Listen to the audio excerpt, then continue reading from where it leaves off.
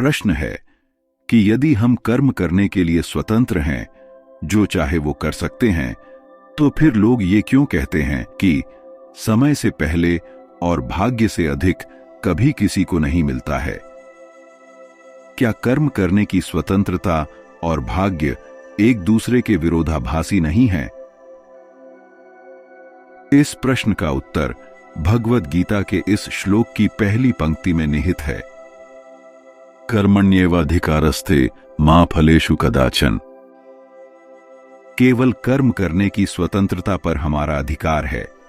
उस कर्म का क्या फल मिलेगा, ये हम नहीं निश्चित कर सकते। इस श्लोक में कर्म करने की स्वतंत्रता के विषय में भी कहा गया है और भाग्य के विषय में भी कहा गया है। भाग्य का अभिप्राय इससे है कि जो हमारे नियंत्रण में नहीं है, जिसे ना तो हम एक्यूरेट प्रिडिक्ट कर सकते हैं और ना ही परिवर्तित कर सकते हैं। पूरे दिन भर में या किसी एक क्षण में हम कुछ भी कर्म कर सकते हैं।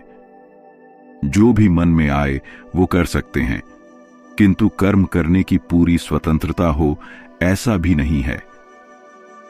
यदि मैं तुम्हें कहूं कि अभी अमेरिका जाकर वॉशिंगटन डीसी के सम्मुख खड़े होकर फोटो खींचकर लाओ, तो क्या यह संभव है? यह पूर्णतया असंभव काम है।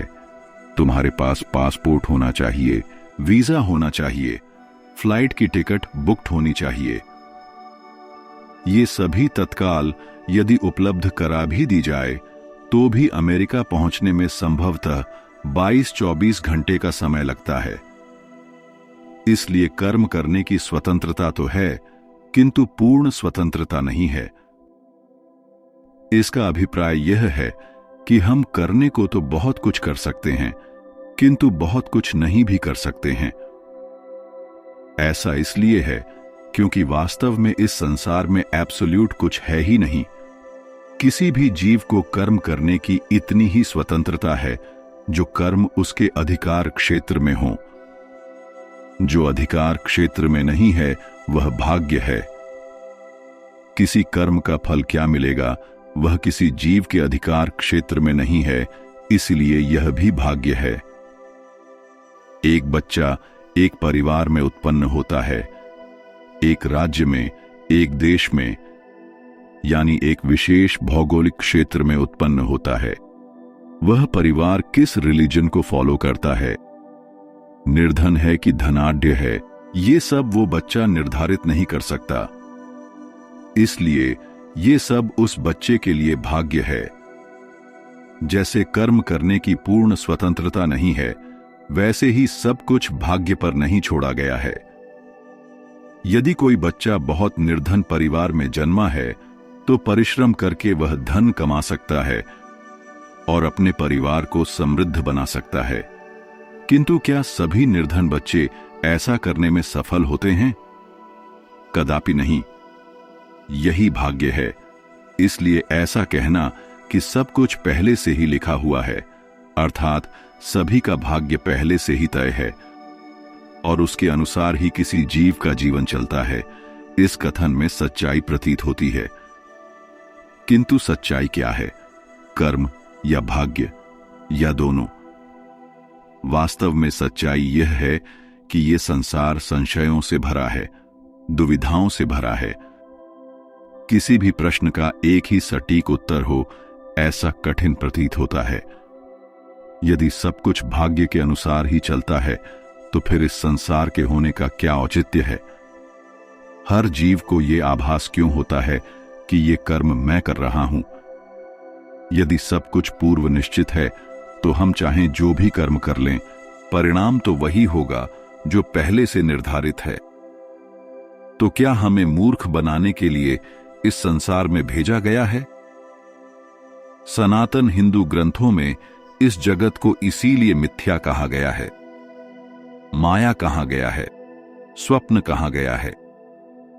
जैसे जब हम स्वप्न देख रहे होते हैं तो हमें वह स्वप्न पूर्णतया सच प्रतीत होता है।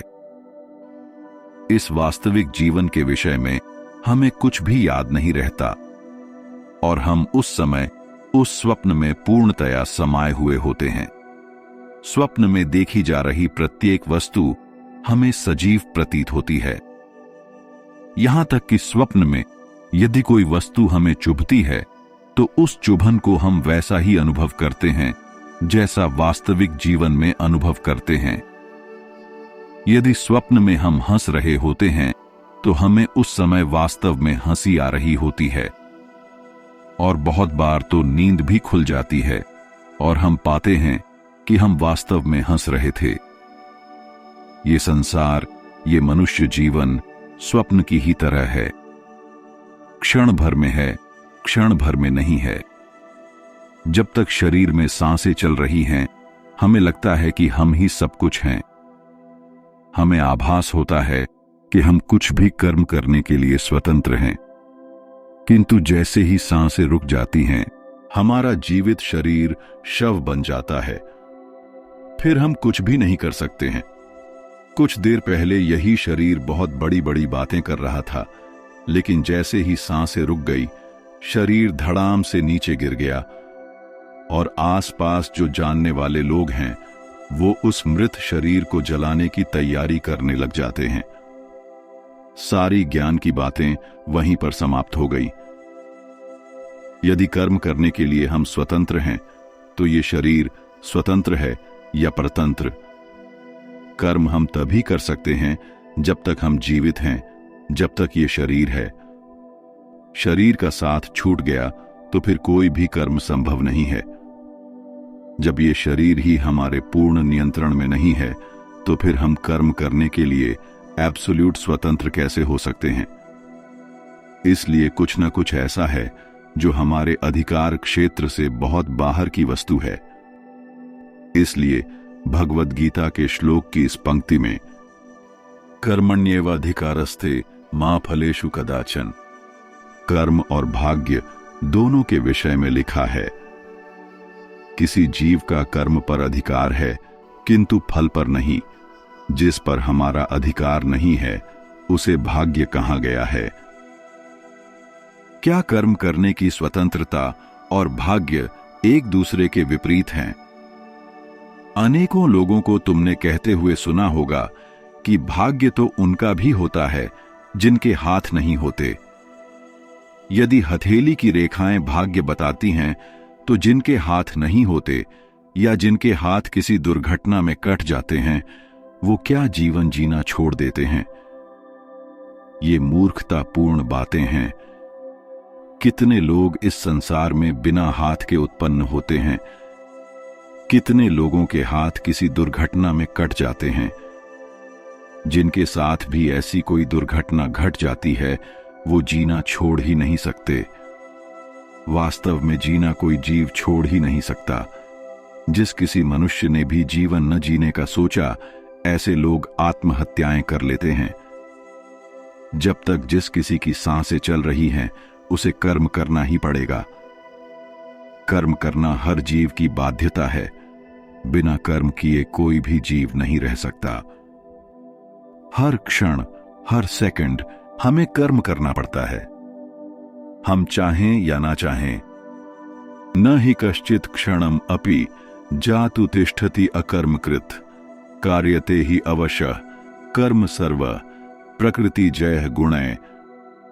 भगवद गीता के इस श्लोक में कहा गया है कि कोई भी जीव बिना कर्म किए नहीं रह सकता। ऐसा इसलिए है क्योंकि प्रकृति से उत्पन्न गुणों के कारण प्रत्येक जीव कर्म करने के लिए विवश है। सत, तम और रज, इन तीन गुणों से यह प्रकृति बनी है। सभी वस्तुएं इन तीन गुणों की भिन्न भिन्न मात्रों से बनी हैं। हम मनुष्य भी। जो व्यक्ति सतगुण से प्रेरित है वह ज्ञान और सेवा कार्यों की ओर अग्रसर होता है। रजोगुणी व्यक्ति को भोग, महत्वाकांक्षा और कर्म में रुचि होती है। तमोगुणी व्यक्ति को आलस्य, मोह और अज्ञान आकर्षित करते हैं। इस प्रकार प्रत्येक जीव कर्म से बंधा है। इसलिए जब तक सांसें चल रही हैं, सभी जीवों को स्वयं की प्रकृति के अनुसार कर्म करने ही पड़ते हैं। या यूं कहें कि उस जीव की प्रकृति उससे कर्म करवाती है। इसलिए यदि सब कुछ प्रीडेस्टाइंड है, अर्थात यदि सब कुछ भाग्य द्वारा पहले ही लिखा है तो भी जीव को कर्म करने पड़ते हैं, क्योंकि भाग्य में कर्म करना ही लिखा है। कर्म इस सृष्टि के मूल में है। बिना कर्म के ये सृष्टि चल ही नहीं सकती है। सृष्टि के चलने की बात तो क्या, बिना कर्म के ये सृष्टि उत्पन्न ही नहीं होती। सनातन हिंदू ग्रंथों में लिखा है कि पर ब्रह्म के मन में सृष्टि रचने का भाव उत्पन्न हुआ। मन में कुछ भी भाव उत्पन्न होगा तो उस भाव के अनुसार कर्म भी होंगे। मनुष्य और अन्य जीव ही नहीं, अपितु जो कोई भी इस सृष्टि में उत्पन्न होगा उसे कर्म करने ही पड़ेंगे। श्री कृष्ण और श्री राम को भगवान विष्णु का अवतार बताया जाता है। श्री कृष्ण और श्री राम जी को भी जीवन पर्यंत कर्म करना पड़ा। इतने असुरों का वध किया, कंस और रावण जैसे महाबलशाली दैत्यों का वध किया, मनुष्यों की भांति जीवन जिया। कहने का अभिप्राय है कि यदि सब कुछ पहले ही लिखा हुआ है तो भी हम सभी कर्म करने के लिए बाध्य हैं, क्योंकि ये सृष्टि ऐसी ही बनी है। अब यहां पर बहुतों का प्रश्न हो सकता है कि हमें केवल कर्म करने की स्वतंत्रता का मात्र आभास भर होता है, क्योंकि भाग्य में सब कुछ पहले ही लिखा है। इसका उत्तर यह है कि इस प्रश्न का कोई औचित्य है ही नहीं। हम वास्तव में स्वतंत्र रूप से कर्म करते हैं या हमें मात्र आभास होता है कि हम स्वतंत्र रूप से कर्म कर रहे हैं, इस पर बात करना व्यर्थ है, क्योंकि यह जीवों के अधिकार क्षेत्र के बाहर की वस्तु है। कोई यह कह ही नहीं सकता कि इस समय मैं स्वतंत्र रूप से कर्म कर रहा हूं और इस समय भाग्य मुझसे कर्म करवा रहा है। प्रत्येक जीव को सदैव यही आभास होता है कि मैं ही कर्म कर रहा हूं, न कि भाग्य मुझसे कर्म करवा रहा है।